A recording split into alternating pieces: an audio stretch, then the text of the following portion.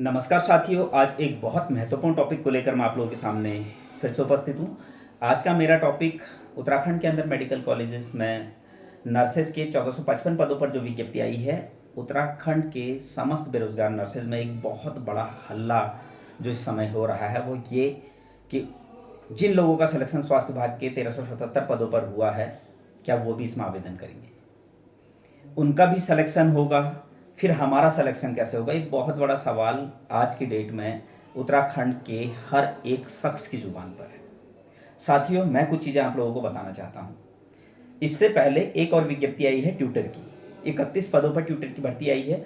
उसमें भी ये सवाल खड़ा होना था, लेकिन उसमें सवाल किसी ने खड़ा नहीं किया था कि जिन लोगों का सिलेक्शन हुआ है वो यहाँ ट्यूटर के पदों पर भी तो आवेदन करेंगे। उसी तरीके से 1377 पदों पर, स्वास्थ्य विभाग के 1377 पदों पर जिन लोगों का सिलेक्शन हुआ है वो मेडिकल कॉलेज के पदों पर भी आवेदन करेंगे और ये उनका अधिकार है, इसके लिए उनको कोई नहीं रोक सकता है। लेकिन अब सबसे बड़ा सवाल ये है, अगर वो यहां भी आवेदन करेंगे तो ऐसे में फिर सिलेक्शन उन्हीं का होगा, ये सवाल खड़ा हो रहा है। तो साथियों, मैं आपको एक चीज बताना चाहता हूं, एक आदमी का 2 पदों पर सिलेक्शन नहीं होता है, ये आप भी जानते हैं और मैं भी जानता हूं। अगर यहां पर भी वो आवेदन करते हैं तो एक चीज क्लियर हो जाएगी कि फिर ज्वाइनिंग शायद सबको साथ में मिलेगी। ज्वाइनिंग साथ में मिलेगी तो उसमें क्या होगा, या तो वो मेडिकल कॉलेज में जाएंगे या फिर वो स्वास्थ्य विभाग के पदों पे जाएंगे। एक ही पद में तो जाएंगे, दोनों जगह तो नहीं ज्वाइन कर सकते। एक ही जगह ज्वाइन करेंगे और दूसरी जगह दूसरा बंदा ज्वाइन करेगा। 3019 पदों पर जो वैकेंसी निकली है वो 3019 पद पूरे भरे जाएंगे। बहुत सारे लोगों का 2-2 जगह सिलेक्शन हुआ, इसका मतलब वो 2-2 जगह थोड़ी ना ज्वाइन कर लेंगे, ज्वाइन तो एक ही जगह करेगा ना आदमी।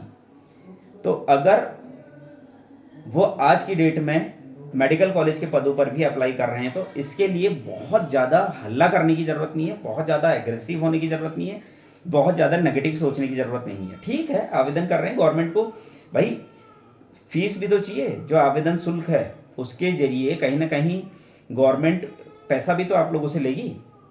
लेकिन डॉक्यूमेंट वेरिफिकेशन के टाइम पर जिन लोगों का सिलेक्शन पहले से हो चुका है, हो सकता है उसके बाद के लोगों को बुलाए। अगर ऐसा नहीं भी होता है तो 1.5 गुना लोग पहले बुलाए थे, 2.5 गुना लोग फिर बुलाने पड़ेंगे। और मैं आप लोगों को एक चीज बता देता हूं, किसी का नुकसान इसमें नहीं होने वाला। सिलेक्शन अगर किसी बंदे का हो रहा है, अब मान लीजिए कोई बंदा है 2013 का है, उसका मेडिकल कॉलेज और स्वास्थ्य विभाग दोनों जगह सिलेक्शन हो रखा है, भाई ज्वाइन तो एक ही जगह करेगा ना कि दोनों जगह ज्वाइन कर लेगा। तो कैसे पोस्ट खराब हो रही है? पोस्ट तो खराब नहीं होगी ना।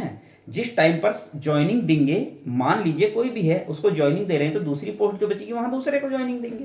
तो आप कैसे ये कह सकते हैं कि ऐसी परिस्थिति में उन्हीं लोगों का दोबारा से सिलेक्शन हो जाएगा? इतने पढ़े लिखे तो अधिकारी भी है ना, इतने पढ़े लिखे अधिकारी भी हैं, इतने पढ़े लिखे सभी लोग हैं, तो फिर ऐसी परिस्थितियां क्यों आएगी आप बताइए। तो इस चीज के लिए आप लोग निश्चिंत रहें, ऐसी कोई परिस्थितियां नहीं आने वाली है कि जिनका सिलेक्शन पहले हुआ है दोबारा से उनका सिलेक्शन होगा। 3019 पदों पर सिलेक्शन प्रोसेस होगा, 3019 पदों पर ही ज्वाइनिंग मिलेगी। जो लगातार ग्रुपों में एक बात चल रहा है कि वो लोग दोबारा आवेदन करेंगे, तो आवेदन करने में आप एक चीज बताओ ना, दिक्कत कहाँ है? अगर कोई आवेदन कर रहा है तो इसमें आपको दिक्कत कहाँ है? आप किसी को रोक नहीं सकते हैं आवेदन करने से। हाँ, सिलेक्शन 2 जगह होगा तब आप कहिए। और एक साथ अगर देखिए, अगर आज की डेट में वो आवेदन करता है और आज की डेट में बहुत सारे, मान लीजिए अगर 40% लोग भी वहां से आवेदन कर देते हैं, 30% लोग भी आवेदन कर देते हैं, तो आप एक चीज और बिल्कुल क्लियर समझ लीजिए कि ज्वाइनिंग फिर कहीं ना कहीं क्या होगा, साथ में ही मिलेगी, स्वास्थ्य विभाग को भी, मेडिकल कॉलेज वालों को भी। या तो फिर उनको पहले ज्वाइनिंग मिल जाएगी।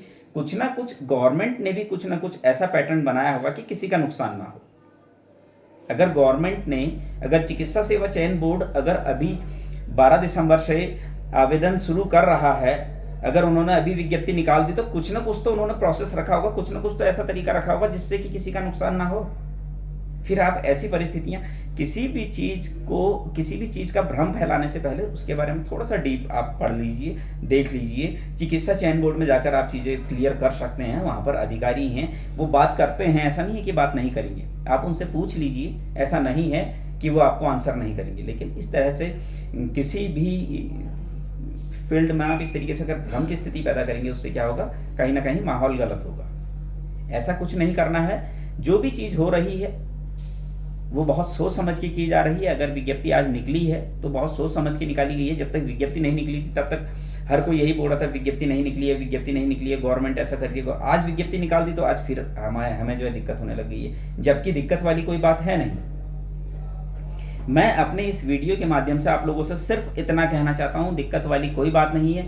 कोई भी आवेदन कर सकता है। जिन लोगों का सिलेक्शन हुआ है वो भी आवेदन कर सकते हैं। इसमें आप किसी को रोक नहीं सकते।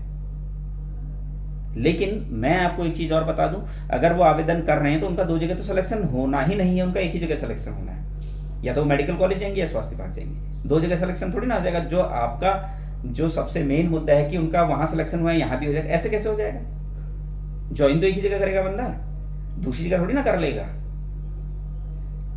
आप चीजों को समझिए। या तो स्वास्थ्य विभाग में ज्वाइन करेगा या मेडिकल कॉलेज में, दोनों जगह एक साथ कैसे ज्वाइन करेगा? तो फिर पोस्ट कैसे खराब हो रही है? पोस्ट कहीं खराब नहीं होगी, सबको एक साथ ज्वाइनिंग मिलेगी। अगर जिनका स्वास्थ्य विभाग में चयन हुआ, अगर वो यहाँ भी अप्लाई कर लेते हैं तो फिर ज्वाइनिंग एक साथ मिलने के बहुत ज़्यादा चांसेस हो जाते हैं।